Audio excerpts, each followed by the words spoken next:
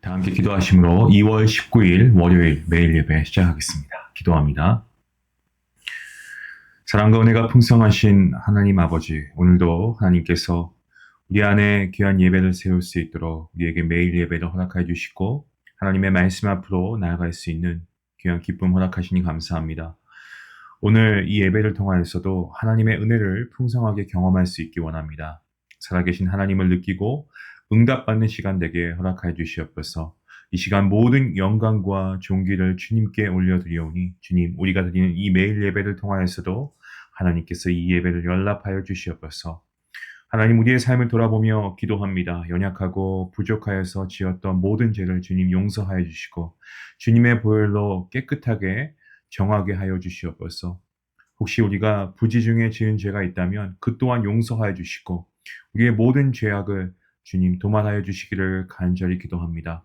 우리의 마음을 돌이켜 주시고 주님의 기쁨이 되는 그러한 인생이 되기를 간절히 원합니다. 하나님, 우리의 믿음을 위해서 기도하기 원합니다. 익숙함에서 오는 어떤 그런 나태함이 없어지게 하시고 늘 새롭게 채워주시는 만나와 같은 하나님의 은혜를 먹게 하여 주시옵소서. 그리하여 우리의 믿음이 날마다 더욱 성장하게 하시고 그리스도의 장성한 분량에 이를 수 있도록 그렇게 자라갈 수 있도록 그러한 우리 모든 성도님들 될 수 있도록 함께 하여 주시옵소서.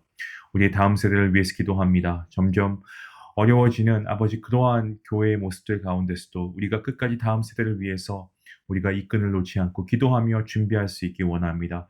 주님께서 준비한 다음 세대를 보내주시고 잘 준비된 교회가 될 수 있도록 도와주시고 정말 이 세상을 그리스도의 그러한 나라로 변화시킬 수 있는 일꾼들이 많이 배출될 수 있도록 하나님 은혜 베풀어 주시옵소서. 아버지, 주님께서 이 시간 특별히 인도 단기 선교를 하고 있는 아버지 모든 팀원분들 한 분 한 분 가운데 주님께서 함께하여 주시옵소서.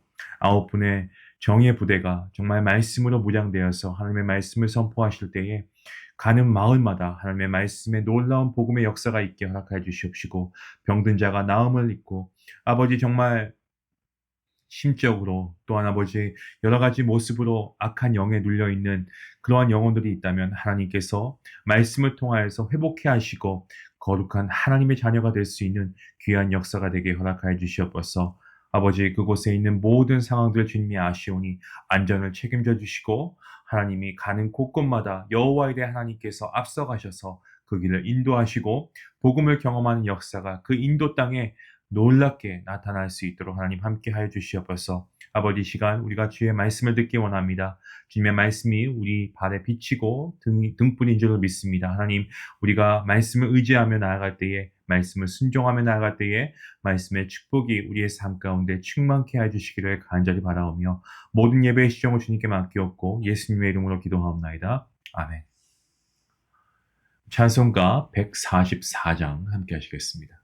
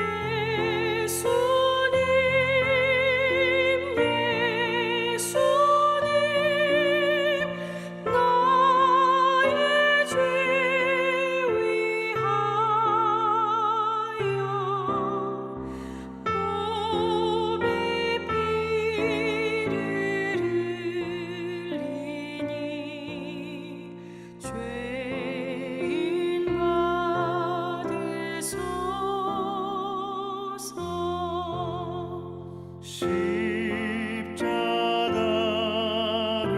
지심은 무슨 죄가 있나 저 무지한 사람들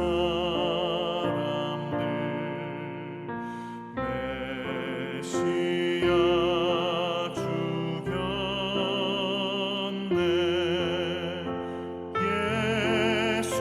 예수님 예수님 나의 죄 위하여 보배 피를 흘리니 죄인 받으소서.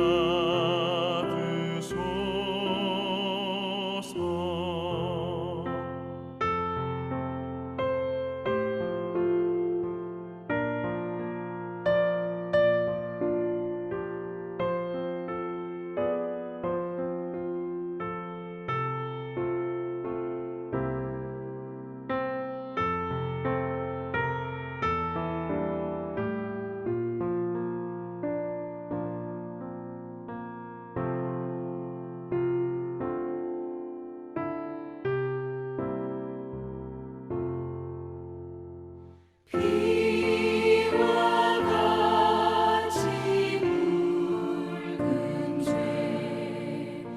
없는 이가 없네 십자가의 공로로 눈과 같이 되네 예수님 예수님 나의 죄 위하여 보배 피를 흘리니 죄인 받으소서.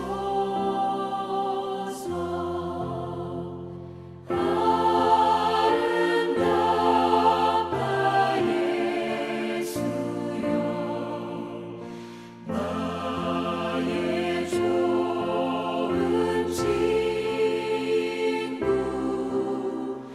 예수 공로 아니면 영원 영벌 받네 예수님 예수님 나의 죄 위하여 보배 피를 흘리니 죄인 받으소서. 아멘.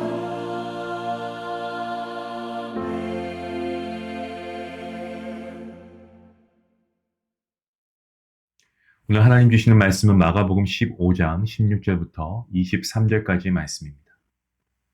성경이 있으신 분들은 함께 말씀을 읽을 수 있길 원합니다. 16절 말씀부터 함께 보겠습니다.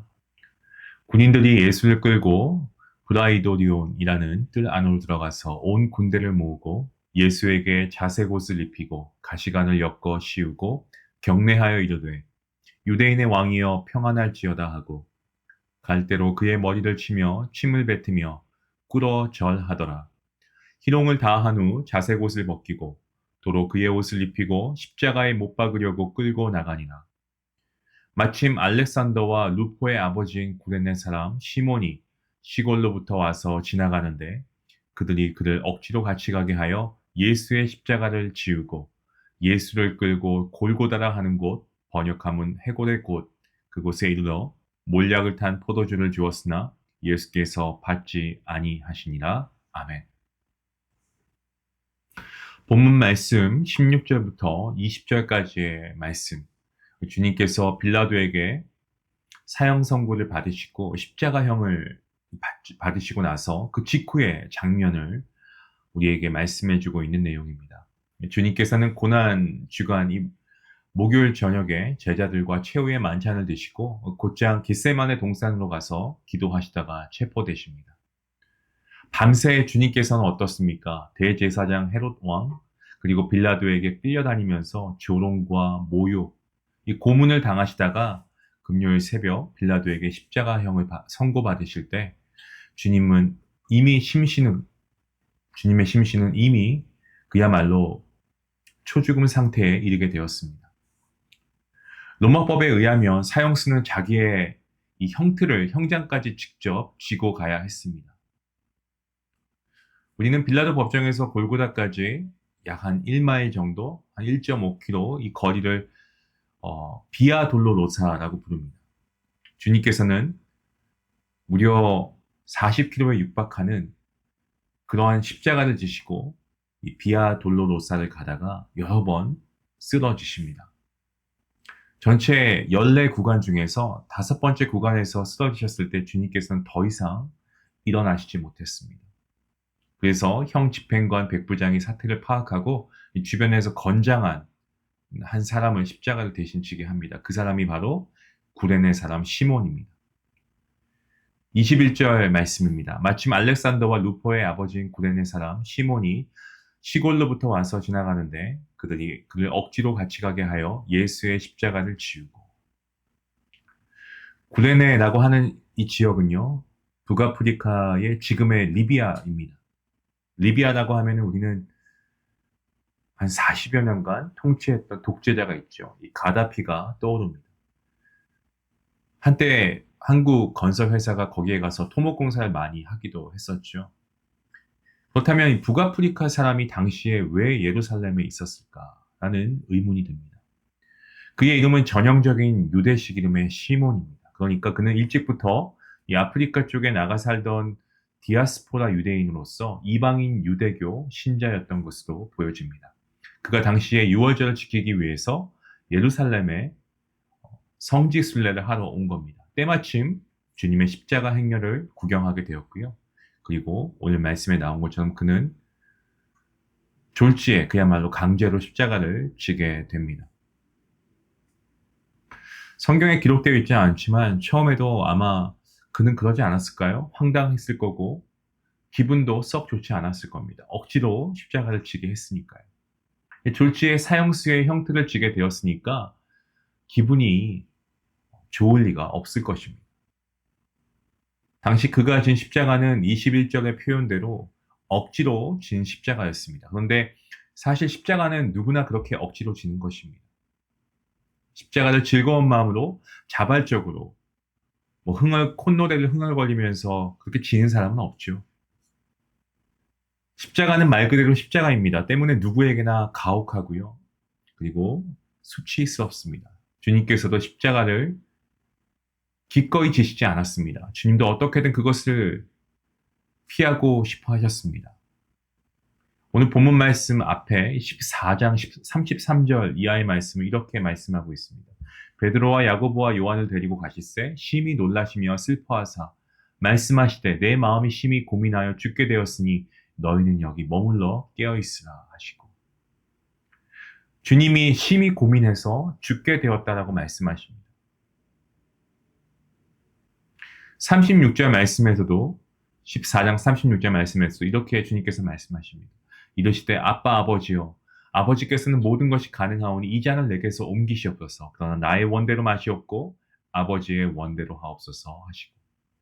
주님께서도 하나님 아버지의 뜻을 이루기 위해서 정말 모든 것을 다 이겨내시며 십자가를 지셨습니다.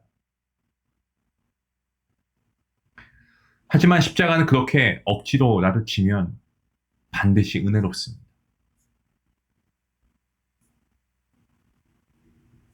여러분, 주님의 십자가는요, 억지로 지는 것도 굉장히 값집니다. 현대 그리스도인들의 최대 위기는 저는 다른 것이 아니고 누구나 십자가를 보면은 도망가기 바쁠 뿐이지 그 십자가를 억지로라도 순종하며 지겠다라는 그러한 성도들이 계속해서 사라지고 있다는 거죠. 그 숫자가 너무나 빈약합니다. 주님께서는 인자가 올 때 믿는 사람을 보겠느냐, 십자가를 지고 가는 성도를 보겠느냐라고 말씀하셨습니다. 예언의 말씀입니다. 현대 그리스도인의 교회 선택 기준은 딱 하나입니다. 십자가 없는 교회. 그러니까 교회 가서 아무것도 하지 않고 그냥 예배만 드리고 오겠다. 물론 그 예배 드리는 거 귀합니다. 하지만 그 외에 아무것도 교회의 봉사도 어떤 교제도 그야말로 우리가 생각하는 우리가 원치 않는 십자가 아무 부담이나 희생도 없이 정말 편하게 그냥 우아하게 예수님 믿을 그런 교회를 찾습니다. 그래서 큰 교회를 선호하시는 분들 중에서 이러한 성도님들이 더러 있습니다. 이제는 아무도 주님께서 가신 그 길, 고난의 길, 골고다의 좁은 길, 비아 돌로로사를 걷겠다는 의지를 가진 그러한 성도들이 많이 없습니다. 그럼에도 주님께서는 나를 따라오기 위해서는 뭐라고 말씀하십니까? 자기를 부인하고 자기 십자가를 지고 오라라고 말씀하십니다. 좁은 문으로 들어와야 한다라고 말씀하십니다. 좁은 길을 걸어야 한다라고 말씀하십니다. 때문에 저와 여러분은 억지로라도 그것이 하나님의 뜻이면 십자가를 져야 하고 우리가 정말 그 좁은 비아 돌로로사를 통해서 골고다까지 우리가 그 십자가를 기꺼이 지고 가야 할 줄로 믿습니다. 그렇게 할 때 우리는 반드시 은혜를 입게 되는 것입니다. 오늘 말씀을 듣는 저와 여러분 모두가 이 구레네 시몬의 억지로 진 십자가를 우리가 배울 수 있기 원합니다. 구레네 시몬의 사건을 우리가 사는 동안에 계속 기억할 수 있기를 원합니다. 본문 21절 말씀을 다시 보시면 이 구레네 시몬을 소개하면서 알렉산더와 루포의 아버지라고 그를 지칭합니다. 유대인들은 어떤 사람을 소개할 때 누구누구의 아들, 누구 이렇게 얘기합니다. 그러니까 세베대의 아들 야고보 뭐 이런 식이죠. 그런데 구레네 시몬은 두 아들의 이름을 대면서 그들의 아버지라고 합니다. 구레네 시몬이 주님의 십자가를 대신 지은 사건 이후 30년이 지나서 주후 65년경에 마가복음이 기록이 되었습니다. 그런데 그때는 이미 이 구레네 시몬의 두 아들이 이름만 대면 알 수 있는 유명인이 되었다는 겁니다. 시몬의 아들들이 당시 사회의 어떤 스타급 인물이 되었다는 겁니다.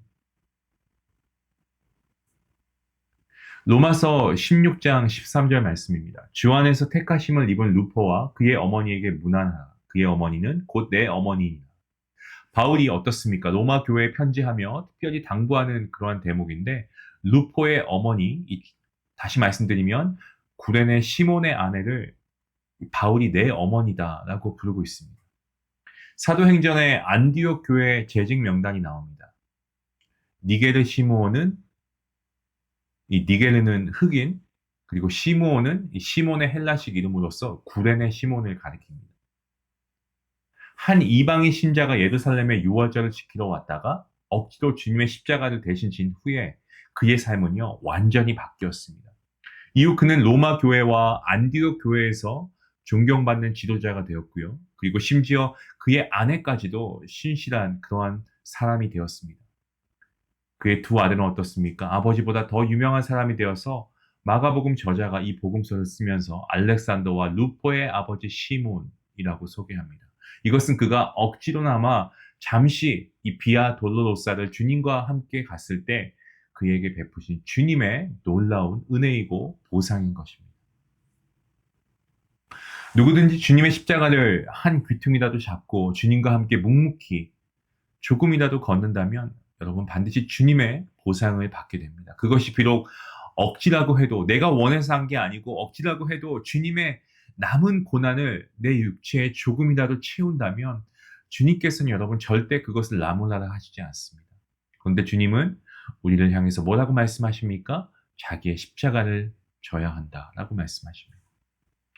우리가 흔히 주님이 나를 위해 십자가를 지셨으니 나는 주님의 영광만 누리면 된다라고 우리가 생각합니다. 자기 십자가 없는 사람은 없습니다. 남편이, 아내가 혹은 자식이 십자가입니다. 교회에서도 마찬가지입니다. 어떤 이에게는 아무개 권사님이, 아무개 집사님이, 또 놀랍게도 어떤 때는 어떤 목사님이 십자가일 수도 있는 거고요. 교회 자체가 십자가일 수 있습니다. 그런데 사랑하는 성도 여러분, 회피하지 마시고요. 그 십자가를 기쁨으로 감당하시길 바랍니다. 이것이 주님의 명령입니다. 우리는 혈혈단신으로 주님을 따르고 있는데 자기 십자가를 지고 주님을 따라야 합니다. 그리고 묵묵히 자기의 십자가를 우리가 잘 지고 주님을 따라야 합니다. 우리가 자기 몫의 십자가를 지고 가는 것이 주님의 십자가를 흉내내는 것입니다. 절대 내 몫의 십자가를 대신 져주지 않습니다. 그것은 주님의 십자가를 바라보면서 평생, 심지어 그것이 내가 원한 것이 아닌 억지라고 해도 내가 지고 가야 할 몫의 십자가인 것입니다. 이게 바로 그리스도인의 운명인 것입니다. 사랑하는 성도 여러분, 일찍이 주님의 십자가를 억지로 지고 골고다를 오른 이 구레네 사람 시몬처럼 주님의 놀라운 은혜와 복을 누리면서 정말 우리가 우리의 십자가 기꺼이 주님을 위해서 지겠습니다.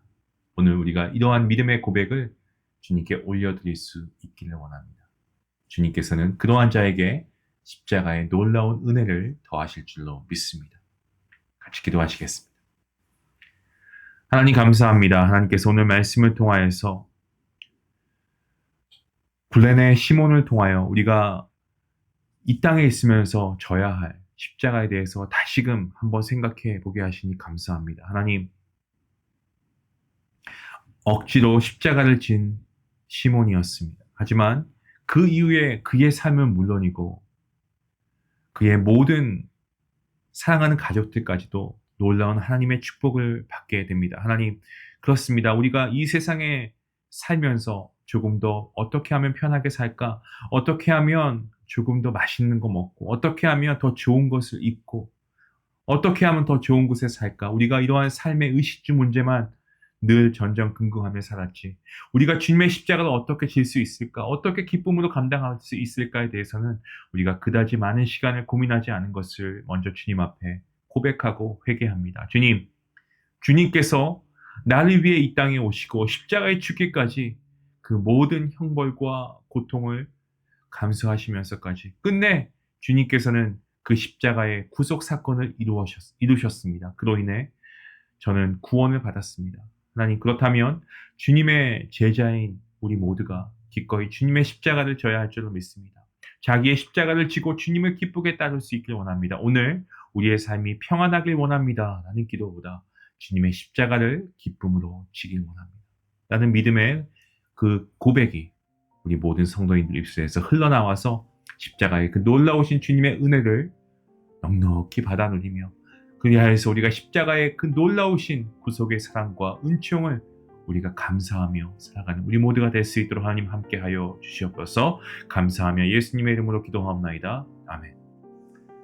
이 말씀 생각하시면서 오늘 여러분 몫의 십자가를 지고 가는 것, 우리 주님께서 우리에게 때론 억지로 주신 십자가라고 해도 나에게 축복하시기 위한 주님의 은혜의 십자가입니다. 그 십자가를 우리가 회피하지 않고 십자가를 잘 믿음으로 지고 갈 수 있게 해달라고 기도할 수 있기 원합니다. 우리 말씀 생각하시면서 함께 기도하시겠습니다.